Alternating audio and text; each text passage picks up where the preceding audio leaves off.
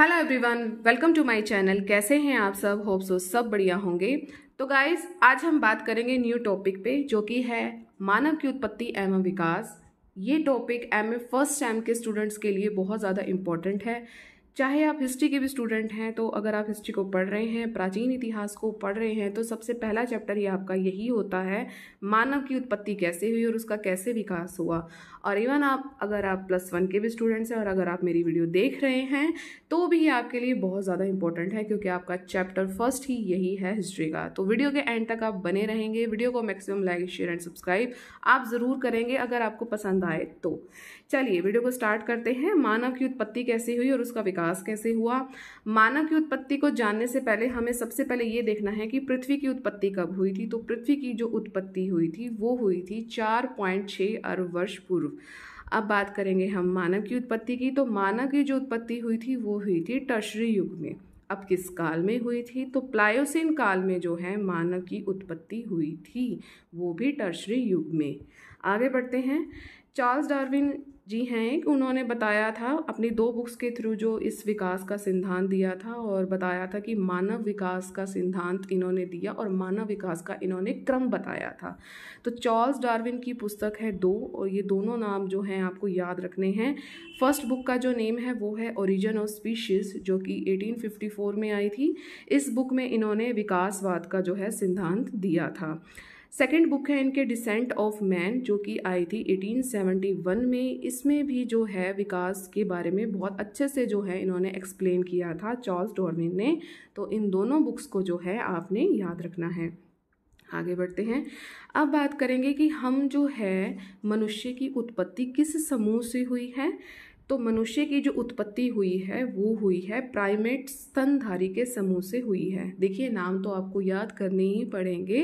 तो जो मनुष्य की उत्पत्ति हुई है वो हुई है प्राइमेट स्तनधारी से, जिसमें सबसे पहले आपका आया था कपिवानर। कपिवानर के बाद आया लंगूर, लंगूर के बाद आया गोरिल्ला, गोरिल्ला के बाद आया चिंपैंजी, और चिंपैंजी के बाद आया ऑर्गंटन, जिसको आप छछूंदर कहते हैं।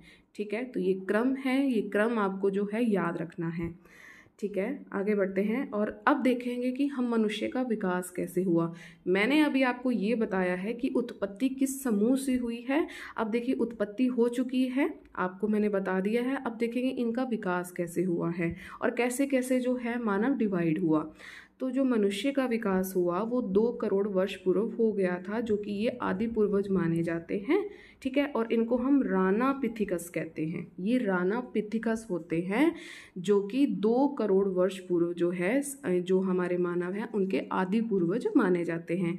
इनको हम 2 भागों में डिवाइड करेंगे। सबसे पहले हम जो डिवाइड करेंगे वो करेंगे हम मैदानी भागों में, और दूसरा हम कहेंगे कि जंगलों में जो रह गए। जो आपके मैदानी भागों में रह गए उनको हम कहते हैं ऑस्ट्रेलोपिथिकस। ये आपको नाम याद रखने ही पड़ेंगे। 2 बार वीडियो को देखेंगे, अपने नोट्स बनाएंगे, तो आपको डेफिनेटली ये सारे नाम आराम से याद हो जाएंगे। तो मैदानी भागों में आते हैं ऑस्ट्रेलोपिथिकस, और जो जंगलों में रह गए वो होते हैं आपके महाकपिवर्ग। ठीक है, तो इनकी इतनी भूमिका नहीं रहती है, क्योंकि ये जंगलों में रह गए थे और ये मैदानी भागों में आ गए थे, इनकी एंट्री हो गई थी। मैं आपको ये बता रही हूँ, जो आदि पूर्वज थे मानव के राना पिथिकस, इनको 2 भागों में विभाजित किया गया, जिसमें से जो एक है वो जंगलों में ही रह गए, इनको हम महाकपिवर्ग कहते हैं, बंदर ही कह लीजिए। और मैदानी भागों में जो आ गए वो आ गए थे आपके ऑस्ट्रेलोपिथिकस।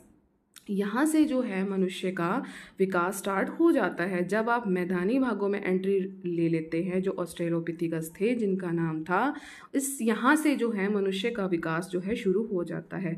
अब इसमें खास बात क्या है जो आपको चीज़ याद रखनी है, वो ये है कि जो इनके हाथ हैं और जो इनके पैर हैं वो ज़मीन पर ही रहते थे, दोनों हाथ और पैर। अब तो हम सीधे खड़े हैं ना, तो सोचिए जब उसका उत्पत्ति हुई, उसका विकास शुरू हुआ, तो दोनों ही ज़मीन पर थे, तो कैसा लगता होगा।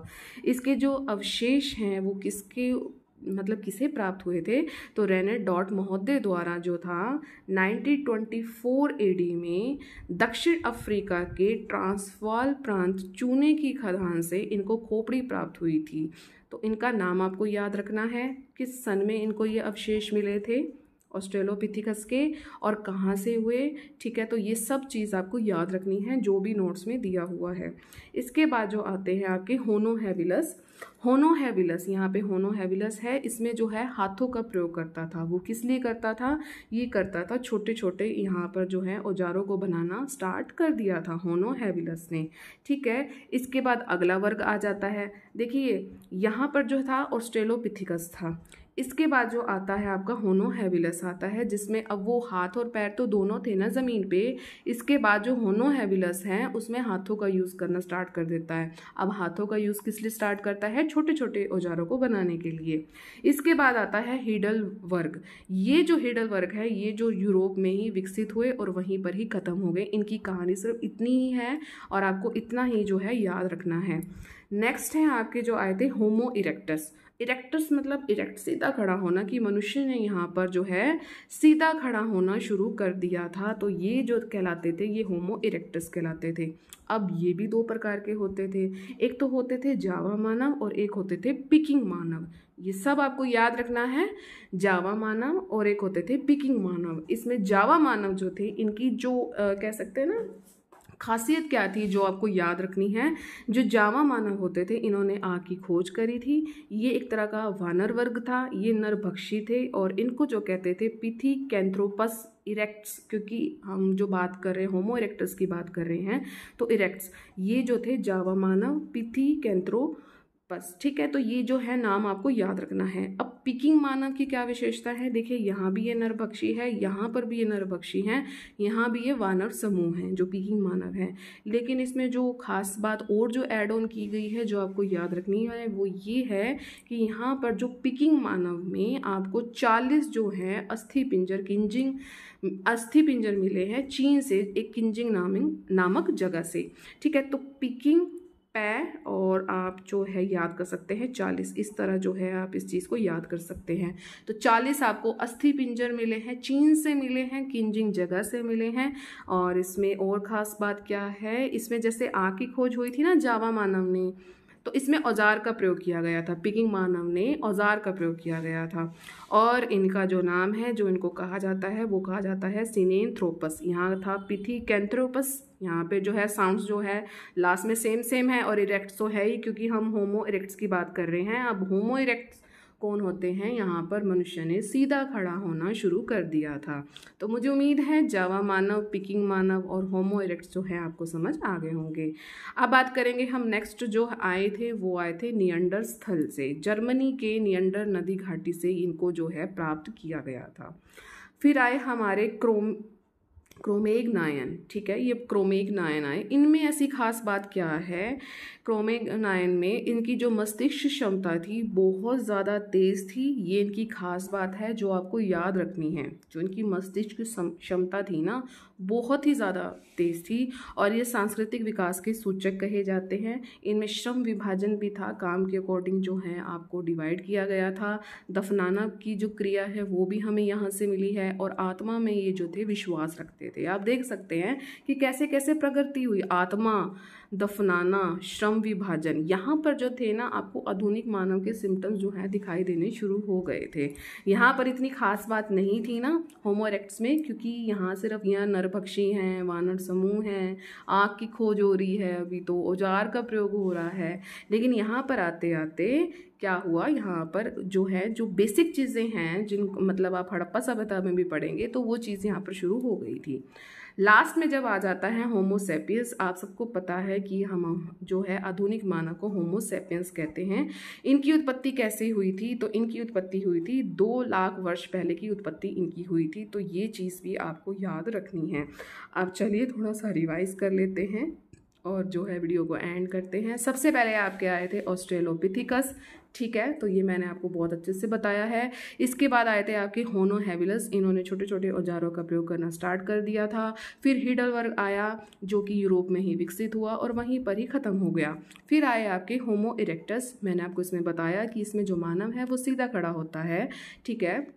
और मैंने आपको 2 तरह के जावा मानव और पिगिंग मानव के बारे में बहुत अच्छे से बताया है। इसके बाद मैंने आपको बताया है नियंडरस्थल। फिर इसके बाद मैंने आपको बताया है क्रोमेग्नायन, जिसमें जो है व्यक्ति का थोड़ा बहुत विकास शुरू हो गया था, दफनाना, आत्मविश्वास रखना, श्रम विभाजन। तो ये चीज़ें जो ये सिम्टम्स हैं उन मानव में हमें दिखने शुरू हो गए थे। और लास्ट में आपके आए हैं होमो सेपियंस। तो बस सिर्फ इतनी सी ही वीडियो थी और इतना सा ही कंसेप्ट था और बच्चों को इतना मुश्किल लगता है। मुझे नहीं लगता इसके बाद जो है आपको ये वीडियो मतलब मुश्किल लगेगी। एक बार और देख लेना, अगर आपको थोड़ा सा भी अगर आपको टफ लगा है ये चैप्टर, अगर आपको टफ लगा है तो कैसी लगी वीडियो आपने कमेंट सेक्शन में ज़रूर बताना है। और मुझे आपने ये बताना है कमेंट सेक्शन में कि होमो इरेक्टस इनकी खास बात क्या थी, ये कौन से मानव कहलाते थे होमो इरेक्टस की। और मैंने आपसे जो है स्टार्टिंग में ये बताया था कि पृथ्वी की उत्पत्ति कब हुई थी, तो पृथ्वी की उत्पत्ति आपने बतानी है कमेंट सेक्शन में। और ये बताना है कि होमो इरेक्टस कौन से जो हैं लोग होते थे, मतलब मानव होते थे। चलिए वीडियो को मैक्सिमम लाइक शेयर सब्सक्राइब आप ज़रूर करेंगे। सब्सक्राइब का रेड बटन जो आपका साथ में होता है उसको क्लिक करना है और पर जो है ज़रूर क्लिक करें, ताकि चैनल पर जितनी भी वीडियोज़ आएँ उसकी नोटिफिकेशन आपको टाइम टू टाइम मिलती रहे। बीए की जो क्लासेस हैं वो रनिंग में चल रही हैं, बीए फर्स्ट सेम और आपकी जो चल रही है थर्ड सेम की चल रही है और फिफ्थ सेम की चल रही है। अब जो है थर्ड सेम का जो है चैप्टर आपका कंप्लीट होने वाला है। फर्स्ट जो सेम है उसमें भी मैंने जो है नया चैप्टर आपको करवाना है, चैप्टर नंबर 3। और फिफ्थ सेम की जो है क्लासेस को अब ज़्यादा हम टारगेट करेंगे। वर्ड हिस्ट्री की जो ये क्लासेस रहेंगी बहुत ज़्यादा इंपॉर्टेंट हैं। और ये जो आपके फिफ्थ सेम में जितनी भी क्लासेस हैं ये आपके एमए में जो वर्ड हिस्ट्री का जो आपकी बुक है उसमें भी ये आपके लिए हेल्पफुल रहेगी। अगर आपने उसको पढ़ रहे हो तो अगर आप पहले फिफ्थ सेम की बुक्स को पढ़ते हो तो उससे आपका, मैं कहती हूँ 50 से लेकर 60% तक जो है आपका बेसिक क्लियर हो जाता है। तो इन वीडियोस को भी देखना ज़रूरी है जो एमए की प्रिपरेशन कर रहे हैं। ठीक है, चलिए मिलेंगे अपने नेक्स्ट सेशन में। Till then thank you so much for watching. Bye bye guys and take care.